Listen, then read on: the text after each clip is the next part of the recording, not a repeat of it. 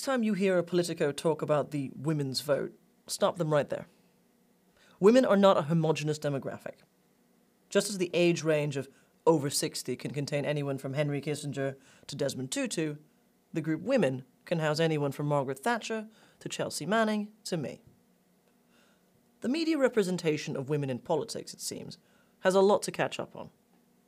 Whether it's a feature on Spike.com about the top 10 sexiest female politicians in the world, or why, according to Australian news site news.com.au, Italian female politicians are so beautiful, and why, according to the Daily Mail, British ones aren't.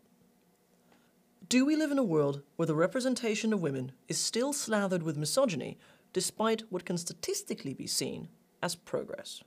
In 1995, 20 years ago, representatives from 189 countries came up with a plan for women's empowerment and equality and opportunity. The Beijing Platform for Action. Let's see what's happened since then. Sub-Saharan Africa has achieved some of the most dramatic female breakthroughs in the past 20 years. The Guardian reports that the number of female MPs has risen from 9.8% in 1995 to 22.3% in 2015. In the Americas, North and South, there has been a gradual rise from 12.7% in 1995 to 26.4% in 2015. But the US lags behind most other democracies, ranking just 28th out of 34 OECD countries, as the Huffington Post reported. No surprise given that just 10 years after the Beijing Platform for Action was founded, the US refused to support a reaffirming statement, unless it was amended to say that it did not create any new human rights or offer the right to abortion. The Guardian reported it as Bush's America waging a global battle against women's rights. In Europe, the rise in female parliamentarians has also been steady, from 13.2% in 1995 to 25% in 2015. In the run-up to the UK elections this past May, 3 of the 7 party leaders participating in TV debates were women. The Scottish National Party's Nicola Sturgeon, the Green Party's Natalie Bennett, and Plaid Cymru's Leanne Wood. Policy-wise, their presence highlighted the Labour Party's triangulation to the right. The 3 agreed on plenty, like scrapping the Trident nuclear defence, opposing privatisation of the National Health Service, and an end to austerity, as shown by this BBC article. An image of the 3 leaders hugging after the BBC's debates went viral. It prompted somewhat belittling headlines, like this article in The Telegraph stating that the leaders' debate hug that showed Britain wants a new cuddlier politics. But the message from the 3 leaders was clear. Here is a progressive alliance of party leaders who just happen to be women, and not pale, male, and stale. Despite Piers Morgan in the Daily Mail calling Nicola Sturgeon the most dangerous wee woman in the world, people in Scotland seem to disagree. The SNP, with its new female leader at the helm, wiped the board in the election and won 56 out of 59 seats. The Independent called it an electoral tsunami. But before we pat ourselves on the back over how progressive we are, let's remember it's hard smashing glass ceilings when the world wants you to try on glass slippers. Despite women gaining suffrage and the right to vote in Kuwait, Oman, Qatar, Saudi Arabia, and the United Arab Emirates over the past 20 years, these gains have not been reflected in political representation. Is it because the world's global language still holds on to the notion that women should be seen and not heard? Since Nancy Astor's election to the British Parliament in 1919, there have been a total of 370 women elected to the House of Commons.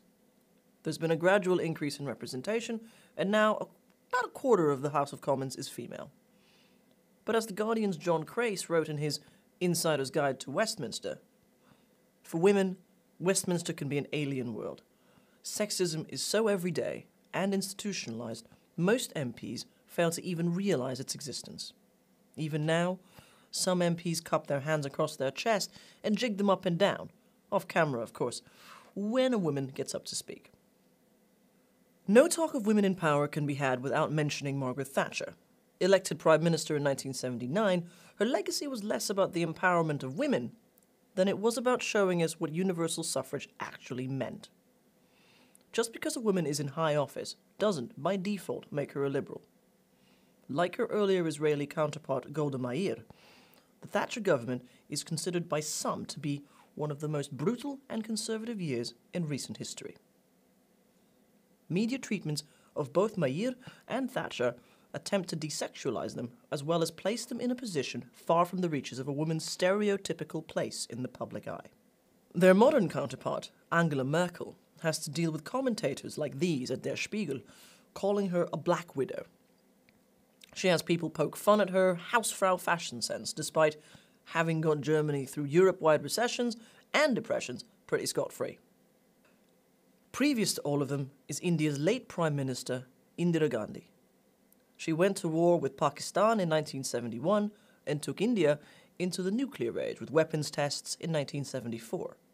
She nationalized the banks and liberalized economics, not really a good thing, took India to war against Pakistan, and is associated with years of conflict in the Punjab.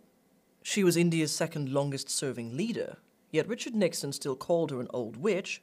She was called the only man in her cabinet and was compared to a dumb doll, as the BBC reported.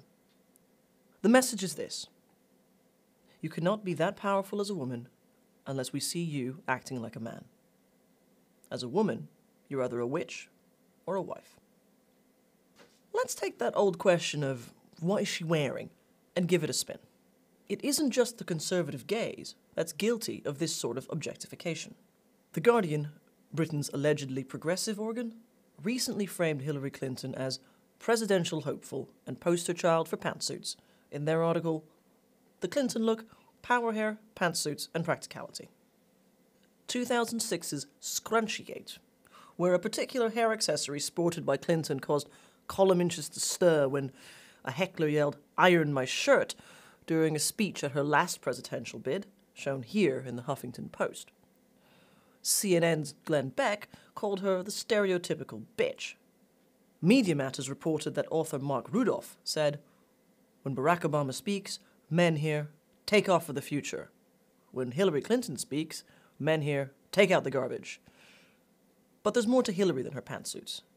Political magazine Jacobin, who enjoy calling out neoliberals in public office, said that Hillary Clinton isn't a champion of women's rights. She's the embodiment of corporate feminism. They then suggest that Hillary Clinton is a bit of a wolf in sheep's clothing, and that feminist enthusiasm of Hillary Clinton is reflective of a profound crisis of US liberal feminism, which has long embraced or accepted capitalism, racism, empire, and even heterosexism and transphobia. They comprehensively link her time on the board of Walmart while they waged a major campaign against labor unions and her well-documented willingness to use military power overseas. So what we have here is a presidential hopeful whose trigger-happy nature will be hidden in a haze of hairspray and manicures. The message here is no matter what you accomplish or are able to do, as a woman, you will have to deal with a disproportionate amount of wardrobe scrutiny and chauvinism from a press mostly populated by men in very bad supermarket suits. And if you want to carpet bomb Tehran, you can probably get away with it because editors will be wondering why you wore turquoise instead of navy when you made the announcement. The hate doesn't always have to come from bellicose white dudes with entitlement issues. Hillary's recent presidential bid saw Texan Cheryl Rios, herself a CEO of a marketing agency, say that she doesn't think women should be allowed to run a country because hormones and biblical reasoning, as Huffington Post reports here. This is an argument that then saw a Fox News presenter chime in to criticize her on live television. Let's make this clear. If you have Fox News calling you sexist, you have a problem. Successful women in power have not changed the dominant patriarchal coverage of the media. Magazines and newspapers are perpetually obsessed with the sheer hotness of politicians, current and former. Mara Carfagna of Berlusconi's cabinet is one. A self-confessed anti-feminist and opponent of gay marriage, she thinks that homophobia is no longer a problem in Italy because it's a thinking offence. But that's okay, because she's a former topless model, as everyone from the Telegraph to the Daily Mail insist on telling us. Francis Ségolène Royal, the environment minister who once said that there is a strong correlation between the status of a woman and the state of justice or injustice in a country, was papped on a beach in a turquoise bikini with her then-partner François Hollande, in the midst of her bid to become president. Or French housing minister Cécile Duflot, who, in 2012, deigned to wear a dress to speak at France's National Assembly and received wolf whistles from her male colleagues. One of her colleagues said he was merely admiring her, and another said the whistling was in tribute to her. The incident was globally reported from The Telegraph to Russia Today to Slate magazine. Sadly, her dress received more column inches than the Paris-wide architecture project she was going to talk about. You can posit that images of women and femininity threaten a patriarchal order reflected in the media. The recent censoring of Pablo Picasso's Women of Algiers painting by a Fox News affiliate on television, where they hazed out 2 images of breasts, attests to this. Now let's go a bit meta here.